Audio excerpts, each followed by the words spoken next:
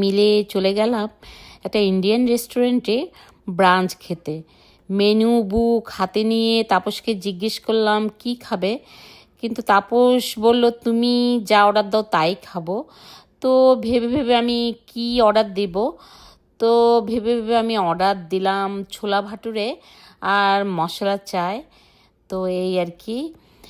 তো চা এসে গেছে প্রথমে, গরমা গরম চা, আর তাপস চা অনেক পছন্দ করে।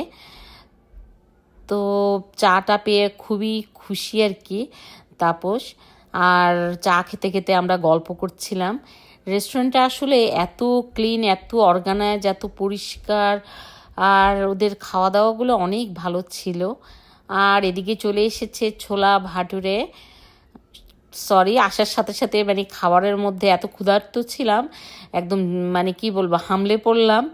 ভিডিও প্রথম থেকে করা হয়নি। তো এই তো ছোলা ভাটুরে হচ্ছে আমাদের দেশে যে লুচি হয় না, কিন্তু এই লুচিটা অনেক বড় আকারের হয়। আর ছোলাটাকে ওরা একদম মানে একটু তরকা মানে একটু ইয়ের মতো গ্রেভির মতো করে দেয়। ওইটা আর কি খেতে কিন্তু দারুণ লাগে। সাথে দেয় একটু কাঁচা পেঁয়াজ আর লেবু। এই তো তাপসের ছোলা ভাটুরেও অনেক পছন্দ হয়েছে, কারণ কি খুবই ফ্রেশ মানে ভাবে বানিয়ে দিয়েছে এটা।